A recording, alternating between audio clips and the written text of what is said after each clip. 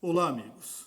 Que me perdoe o meu querido amigo e ministro Ricardo Salles, mas a declaração assinada em Madrid, ao final da 25ª Conferência dos Países Partes sobre Mudança do Clima, não foi uma declaração, foi uma capitulação. Nós capitulamos, nós assinamos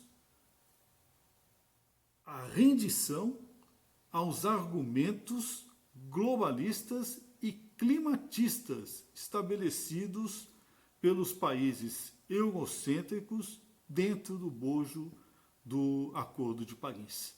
Um acordo por si só bastante complicado.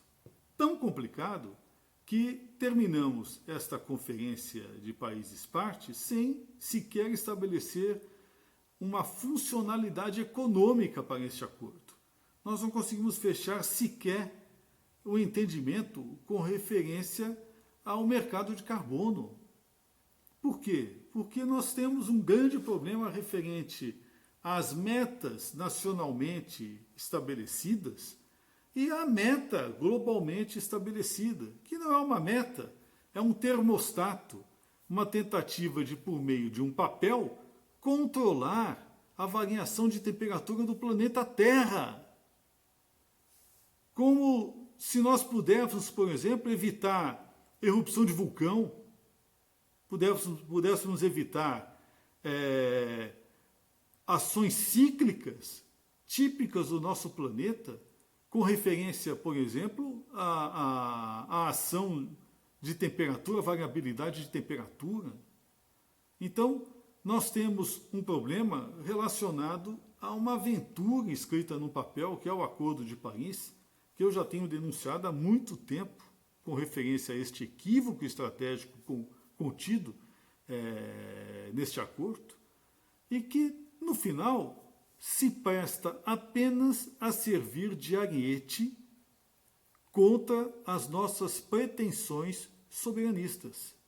Ou seja, serve de meio de interferência dos países centrais, eurocentristas, né, para interferirem, inclusive, no ciclo econômico de nosso país, no uso da nossa terra, na forma como podemos fazer uso dos recursos marítimos nossos, da nossa extração de minério.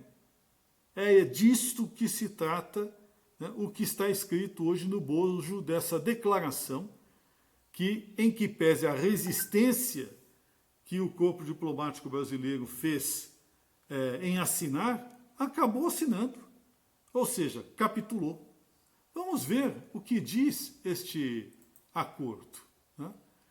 Primeiro, estabelece lá, dentre os 30 e tantos termos de concordância, o reconhecimento do painel intergovernamental sobre mudanças climáticas em fornecer contribuições científicas para informar as partes do fortalecimento da resposta global da ameaça às mudanças climáticas. Ou seja, se estabeleceu ali, no item 6 dessa declaração, a gratidão expressa ao painel intergovernamental por refletir a melhor ciência disponível e incentivar as partes a continuarem apoiando o trabalho do painel de mudanças climáticas. Ou seja, isso é sintomático.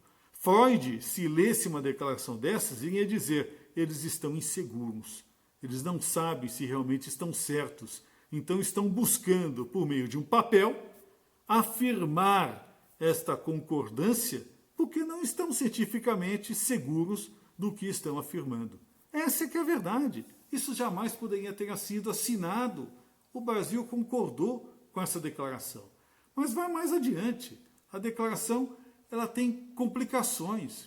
Ela fala sobre a preocupação com a necessidade urgente de suprir uma lacuna, vejam bem, uma lacuna significativa entre os esforços de mitigação das partes, em termos de emissões anuais globais, e as vias agregadas de emissão, compatíveis com a manutenção do aumento da temperatura para bem abaixo de 2 graus centígrados. Significa dizer, não basta nós estabelecemos as nossas metas e a cumprimos. Eles vão querer mais. Eles querem preencher esta lacuna. Porque, veja, na medida em que nós não temos efetivo controle sobre a variação de temperatura da Terra, a culpa é nossa. Então, nós temos que efetivamente reduzir. É uma verdade aposta, né, como premissa para desenvolver, né, um silogismo extremamente perigoso e arriscado para a soberania dos países. Mas vai mais adiante. Fala o seguinte: além de esforços e reiterações sobre a necessidade de aumentar as atividades de mitigação, né, coloca um fenômeno aqui que é um negócio absurdo. Está aqui. Temos que estabelecer um programa de trabalho aprimorado de 5 anos para Lima sobre gênero e o seu plano de ação de gênero, que promove a igualdade de gênero e o empoderamento das mulheres e o processo das Nações Unidas e do Tratado de Mudanças Climáticas, né, para incentivar as partes a avançar na sua implementação. Na implementação do quê? Da ideologia de gênero. Está escrito no item 16. Nós concordamos. O governo Bolsonaro concordou com o estabelecimento da ideologia de gênero como plano de ação a ser implementado nos países parte. Como se isso fosse parte do Tratado de Mudanças Climáticas. E o que é pior, quem assinou está se congratulando com a adoção do programa de trabalho aprimorado em 5 anos para Lima, que foi justamente aonde se estabeleceu esta tese globalista de ideologia de gênero. Está escrito e nós concordamos. Mas vai mais adiante.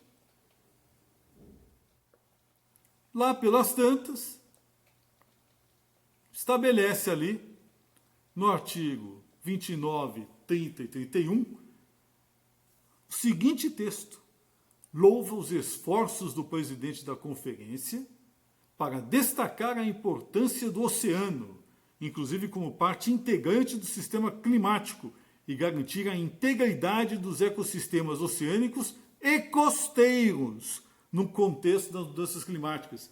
Eles estão vinculando a questão das mudanças climáticas, o uso que se faz dos mares territoriais e da costa.